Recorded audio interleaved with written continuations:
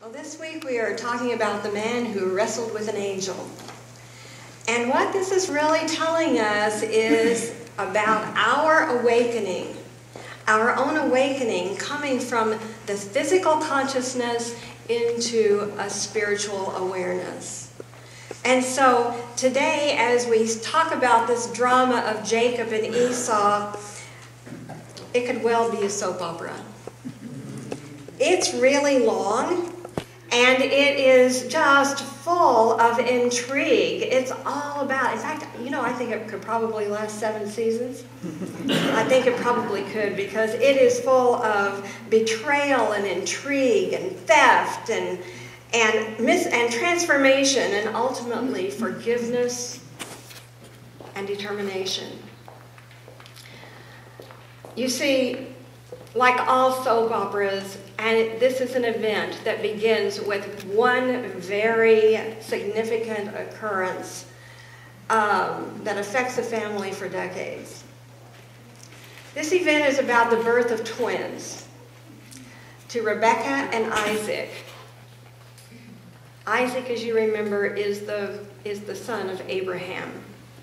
And the twins were named Esau and Jacob.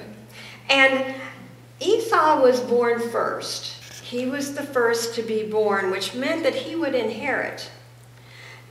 But even in the womb, we are told that Jacob was holding tightly onto the heel of Esau as if he were trying to get ahead of him and be born first.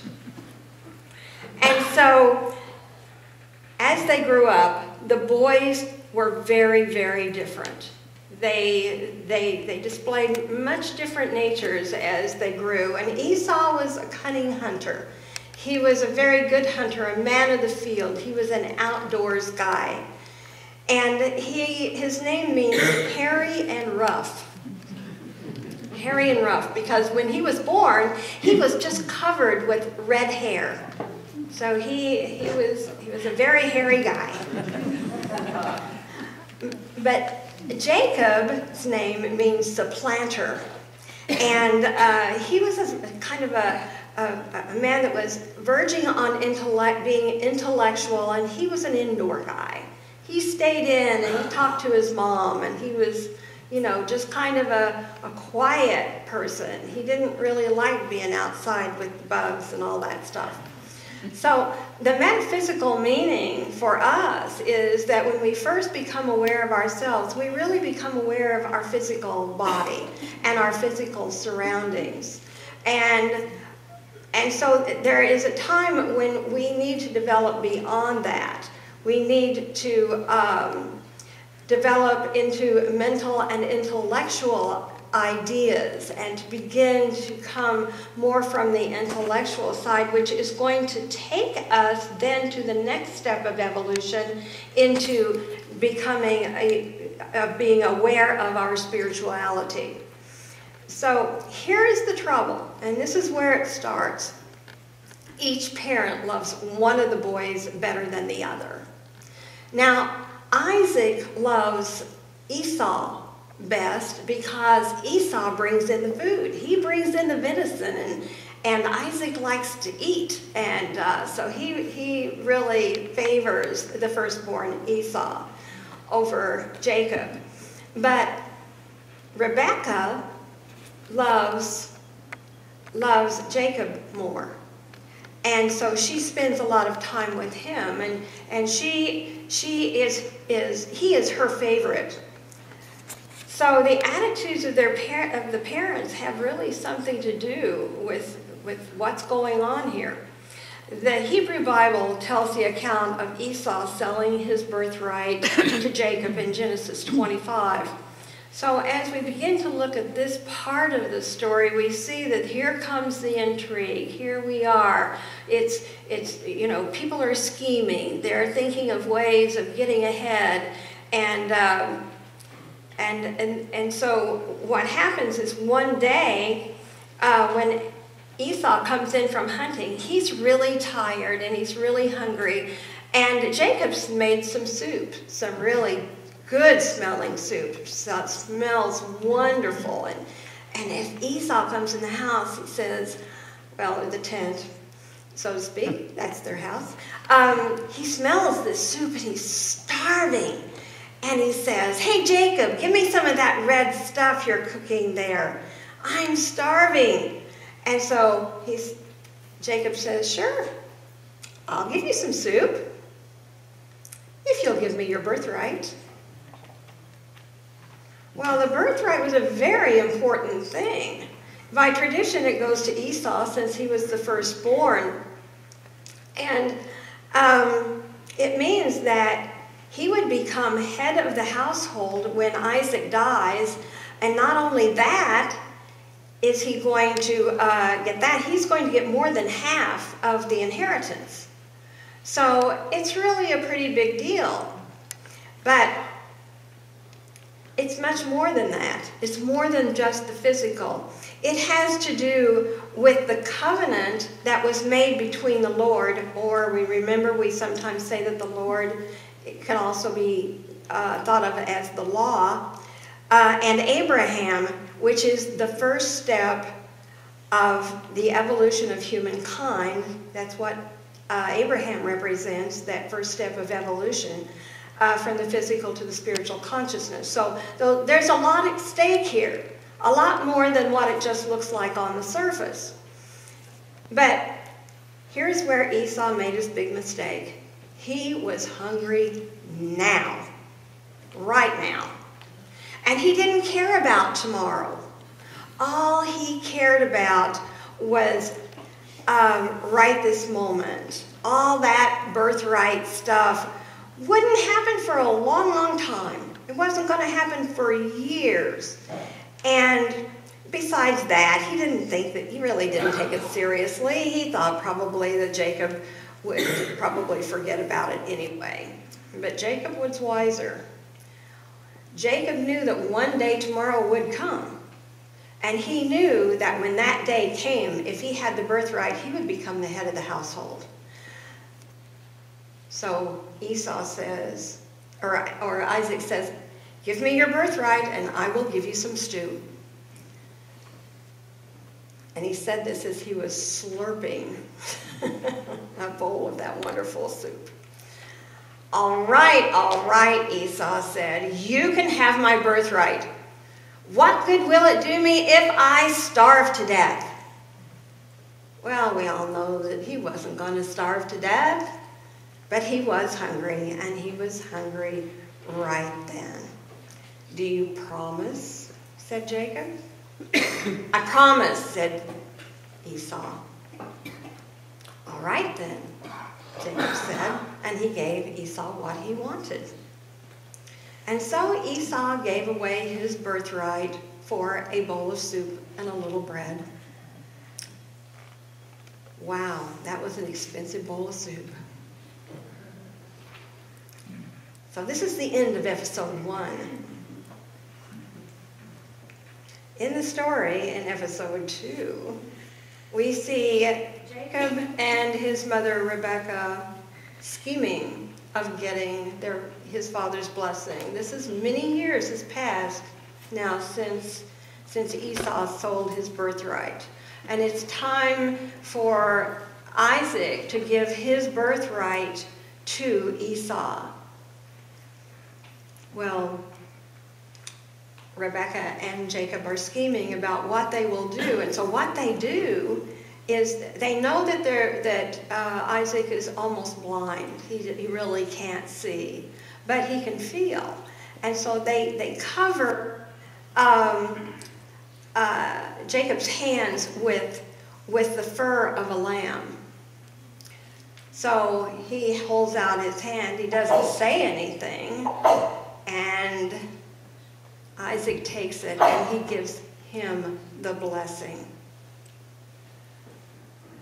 Well, Jacob scarcely left the room when Esau comes in with the game that he has caught and goes to his father to receive his blessing. The realization that he had been deceived shocked Isaac. He couldn't believe that this has happened, yet he acknowledged that Jacob had received the blessing. And he said to Esau, indeed, he will be or remain blessed.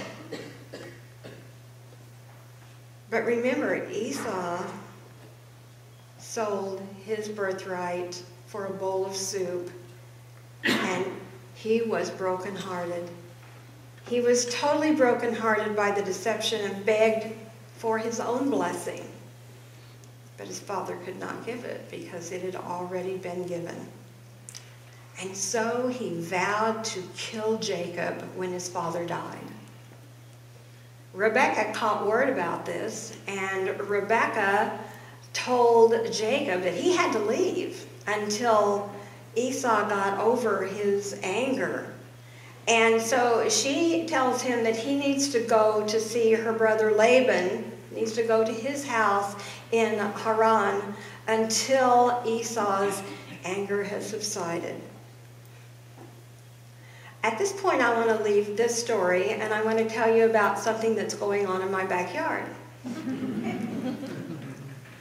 Many of you know that I have a stray cat that came to stay with me, and this stray cat was a very happy cat. He was very well fed. Someone had brought him a little house to live in for the winter, which was all insulated with alpaca fur.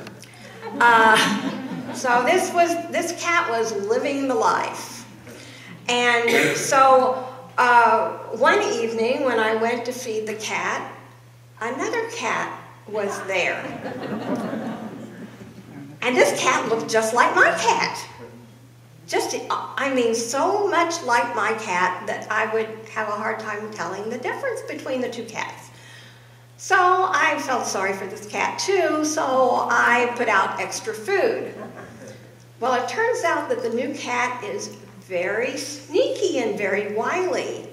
And I noticed that after I wasn't looking for a while, he would sort of sidle up to the dish and edge out my cat. And he was eating my cat's food. So I thought, okay, well, this isn't working out. So what I'll have to do is get 2 dishes. So I went and I got 2 dishes, and I put the cat food out. And the next thing I notice is that the other cat has taken over the house. So now he's living in the house. He's got a nice little diet going on. And he just acts like he just loves the other cat. And he just, wants to be friends. Well, my cat's not interested in being friends. So here's my cat living out in the wild now. The new cat's living in the house with the food close by. And does this sound familiar? I thought, my goodness, this sounds very familiar. Well, we're going to leave our story for now and go back to our other story about Jacob and what happens to him after this. He leaves to go to Uncle Laban, and on the way, he sleeps on the ground, and as the song says, he slept on a rock. And he has this wonderful dream of the ladder that goes up to heaven, and there are angels going up and down, which represent divine ideas and spiritual thoughts coming and going up and down the ladder. And this is the beginning of Jacob's transformation. This is the beginning of that. And so Jacob went to Laban's house, and he spent 20 years in exile. 20 years he lived in exile. His mother, who loved him and who had helped him set the plot to steal the birthright from Esau, never saw him again. Jacob married and had many experiences and trials, just like all of us have, and he even became quite wealthy. But after 20 years, the incident between himself and his brother was finally brought to a head. And he decided that he wanted to go home. He really wanted to go home, and he felt like God was pushing him to go home. He felt like that was what he was really supposed to do. But he was afraid. He was afraid to go home because he knew that his brother had vowed to kill him and was well equipped to do so. And so he was afraid to go. But finally he decided that he would go, and he would go back to his home. So he gathers up his entire entourage, because he has a lot of people working for him, because he has large herds of sheep, and he has a very large family by then, and he gathers up his family, and they're all on their way, and they stop and they camp for the night just outside of the place where he is going, outside of his home. And as he is there for the night, he prays to God to spare him and his wife, and not let Esau kill them. And he struggles. And he says, "Please deliver me, I pray thee, from the hand of my brother Esau, for I fear him, lest he come and smite me and the mother of my children." And an angel stood before Jacob, presenting his wrongs before him in its true character. And he tells him in no uncertain terms that he was a cheat, a thief, and a defrauder who took advantage of people, and there was much wanting in Jacob's character. And as the angel turns to leave, Jacob grabs him and holds on to him, and he says to him, "I'm not going to let you go." And he makes supplications with tears, and he's truly sorry, and he pleads that he is deeply sorry for his sins and the wrongs against his brother. And that has kept him separated from his father's house for 20 years. And Jacob hangs on to the angel. And when the angel sees that he's not going to let go with some supernatural power, he touches Jacob's hip and throws it out of place. Well, now, you all know that if you have any bone that's out of place, it hurts bad. Even if it's a finger, it really hurts bad. And he's in great pain, and yet he will not let go. He simply will not let go. Even in the midst of all of this physical pain, he perseveres, and he hangs on to that angel. And Jacob would not give up in his earnest efforts. His object was to attain a blessing, and the pain of his body was not sufficient to divert his mind from that goal that he had of getting that goal, that blessing. And he overcame the physical with the spiritual of knowing that the blessing was more important than the pain that he was feeling. And amazingly, his determination gets stronger in those last minutes than it was even before. And his faith grows more earnest, and he keeps on persevering until it's almost daybreak. The sun is almost rising, and he will not let go of the angel until he blesses him. Now, here is where the real blessing starts. As the new day is breaking, the angel finally gave Jacob the blessing and changes his name to Israel, which means one who has power with God and with man. You will always see in the Bible when a name change takes place, what it indicates is a change in consciousness. A change in consciousness. That was the final thing that Jacob needed to do in order to make that leap into a new consciousness. And as a result, he was given a new name. But while Jacob was wrestling with the angel, an angel came to Esau as well in a dream. And as he slept, he saw Jacob in exile, from his father's house for 20 years because he was afraid for his life. And Esau knew keenly, and he became keenly aware of the sorrow that Jacob felt when his mother died and he had not seen him. He had not seen her for so many, many years. And so Esau saw in his dream Jacob's humility. He saw the change that had come over Jacob and the angels of God all around him. And he dreamed that when they met, he had no desire to harm Jacob in any way. And so when Esau awoke that morning, he called all of his 400 men to him and told them that they must not injure Jacob or his family.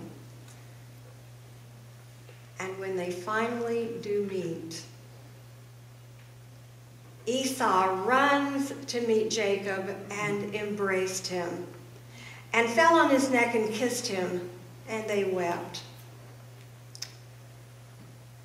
The end of a great feud and drama, and the beginning of a new era in Jewish history and in our history, of the history of humankind. So what we can learn from the man who wrestled with the angel is a great deal. The Metaphysical Bible Dictionary gives us wonderful insight into the meaning of this for our own lives. The entire story is really about the progression and the transformation of humankind from animal nature to spiritual nature.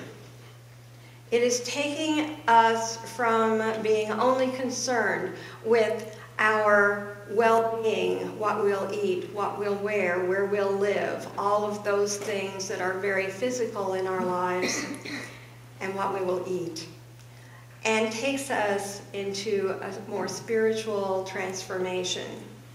The hairy Esau typifies the animal nature which comes first. That's what we, even as children, that's the first thing we're concerned about. What are we going to have to eat? Charles Fillmore says that most of the human family still live in Esau consciousness. And also it is necessary for forming a strong body. So, you know, this physical part of us is very important for us to live on this earth. So it does have a really important function. But eventually this animal Esau consciousness must be supplanted by a higher type of consciousness. And first we move into the intellectual, which is the next step really to take us into spiritual consciousness, to that I am consciousness that Jacob as Israel comes to understand and comes to embody.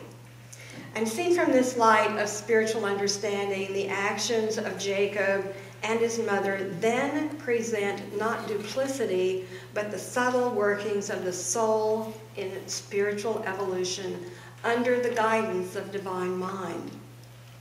So even though it looks like they are really doing bad things in the long run, it is meant to be for our own good, because it's seen from a higher place.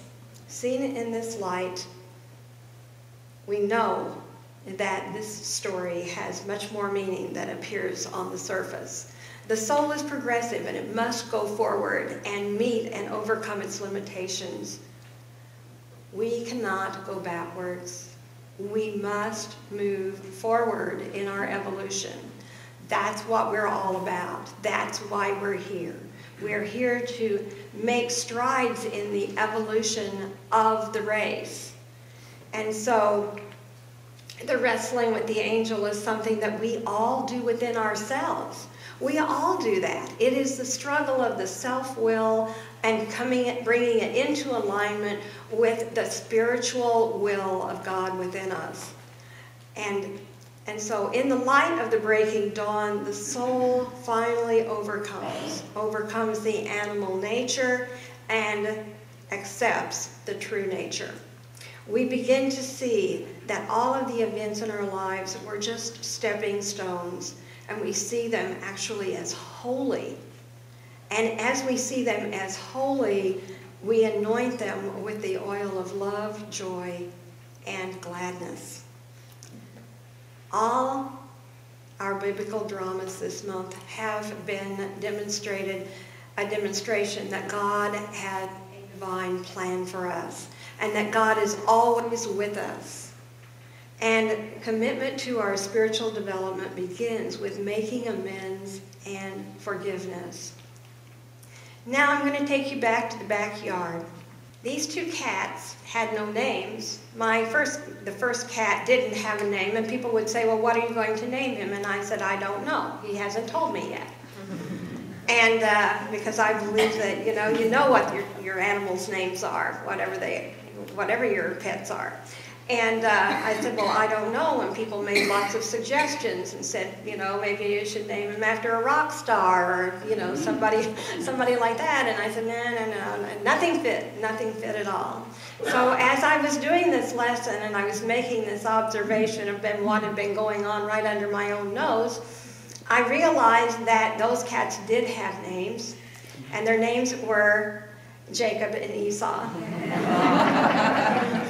So now the cats have names. Jacob and Esau are living, I hope, peacefully. I saw a sign the other day that looked like they might be sharing the house. Not really sure yet, but I'm keeping an eye on them just to make certain. So I want you, to know an affirmation that I find extremely powerful, and so I'm going to read it to you, and then I'll ask you to join me in it with lots of enthusiasm, okay? This is the time of divine fulfillment. Miracles now follow miracles, and wonders never cease to manifest as the divine plan of my life. So will you affirm that with me, please? This is the time of divine fulfillment. Miracles now follow miracles, and wonders never cease to manifest as the divine plan of my life. Thank you, and God bless you.